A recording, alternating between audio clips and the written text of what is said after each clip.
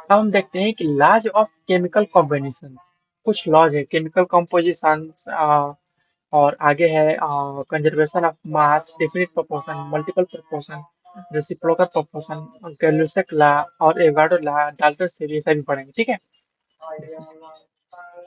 सबसे पहले है लॉज ऑफ केमिकल कॉम्बिनेशन। तो क्या कह रहा है कि the combination of element to form a compound is governed by the following 6 basic law. Okay. Chemical combination के लिए अगर कोई एलिमेंट का कोई एटम कंबाइन कर रहा है उसके लिए 6 बेसिक लॉज दिए गए हैं, जो कि इस प्रकार है। तो पहला है लॉ ऑफ कंजर्वेशन ऑफ मास। इसको दिया गया था लिवोजियर द्वारा 1789 में। ओके। तो बस लेवजर ने कहा था कि अगर कोई रिएक्शन हो रही है किसी भी दो एलिमेंट में, चाहे वो फिजिकल चेंज हो रहा है केमिकल चेंज हो रहा है, तो चेंज से पहले और चेंज के बाद मतलब रिएक्टेंट में और प्रोडक्ट में जो मास होगा वो कांस्टेंट रहेगा, कोई मास में चेंज नहीं होता है। ओके। तो कह रहा है कि this law states that during any physical or chemical change the total mass of the product is equal to the total mass of reactant. Obvious है कि जितना अगर ए और बी का मास होगा रिएक्ट करके, अगर सी प्लस डी दे रहे उतना ही मास सी प्लस डी का होगा। ए बी का मास इक्वल होगा सी प्लस डी के मास के। ओके। मास में कोई चेंज नहीं होगा। बट ये जो लॉ है ये फेल हो जाता है जब हम न्यूक्लियर रिएक्शंस के बारे में पढ़ते हैं। ऐसा क्यों होता है, मैं थोड़ा सा हिंट दे देता हूँ। ठीक है। देखो, मान लीजिए हमने यहाँ पर सोडियम लिखा। ठीक है। सोडियम हो गया, और ये सोडियम अगर कोई हम बम्बार्डिंग, मान लीजिए कुछ भी ले लेते हैं, यहाँ पर मैं पार्टिकल न्यूट्रॉन ले लेता हूँ। ऐसे न्यूट्रॉन बम्बार्ड कर रहा है। ओके। तो बम्बार्ड करके कोई न्यू पार्टिकल जनरेट कर रहा है। मैं अभी न्यूक्लियर रिएक्शन नहीं पढ़ा इसलिए कुछ भी डाल देता हूँ। ठीक है। ये एक्स न्यू पार्टिकल जनरेट हो रहा है। इस पार्टिकल के साथ में कुछ एनर्जी इवॉल्व होती है। मान लीजिए मैं 400 मेगा इलेक्ट्रॉन वोल्ट एनर्जी मैंने इवॉल्व कर दिया। तब हुआ क्या कि अगर यहाँ पर इसका मास 23.011 होगा, तो इसका जो मास है वो 23.011 से कुछ कम हो जाएगा, 0.05 हो जाएगा। और जो 0 पॉइंट मतलब इतना भी वैल्यू नहीं, बहुत कम, एकदम माइनस डिफरेंस होता है। और वो जो मास है वो कन्वर्ट हो जाता है एनर्जी के फॉर्म में। तो हमने लॉ ऑफ कंजर्वेशन ऑफ मास क्या कहता है कि जो मास होता है वो रिएक्टेंट के साइड में प्रोडक्ट के साइड में कांस्टेंट होता है, ये चेंज नहीं होता है। बट न्यूक्लियर रिएक्शन में ये जो मास है वो चेंज होकर एनर्जी में कन्वर्ट हो गया। यहाँ पर ये फेल हो गया। ओके। चलो जी, देखते हैं नेक्स्ट लॉ। तो कह रहा है कि लॉ ऑफ डेफिनिट प्रोपोर्शंस, ये किसने दिया था?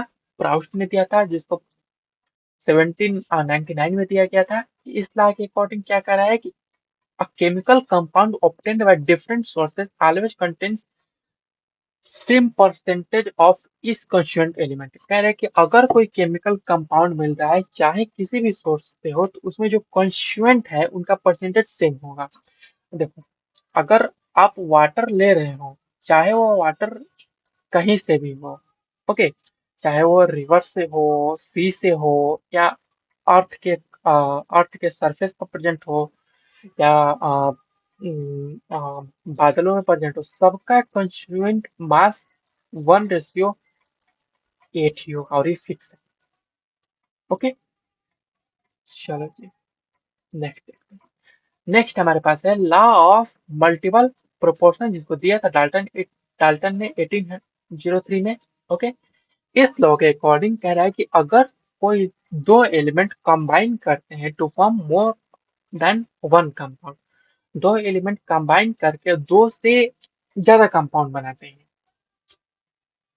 ओके, सॉरी, एक एक या सॉरी दो या दो से ज्यादा कंपाउंड बनाते हैं, तो the masses of one element that combine with a fixed mass of other element are in the ratio of small whole numbers। Okay. जैसे देखो, अब यहाँ पर एक एग्जांपल देके समझाया है। ये देखो, नाइट्रोजन यहाँ पर किस में है? NH3 है, तो 1:3 है हाइड्रोजन का इसके लिए। और यहाँ पर देखेंगे तो इसको ऐसे कर लो, NH2 वोल्ट, इससे कर सकते हैं। ठीक है। अब देखो, यहाँ पर भी नाइट्रोजन 1 है, वहां पर नाइट्रोजन 1 है, यहाँ पर हाइड्रोजन कितने हैं? 3 है, और यहाँ पर कितने हैं? हाइड्रोजन 2 है।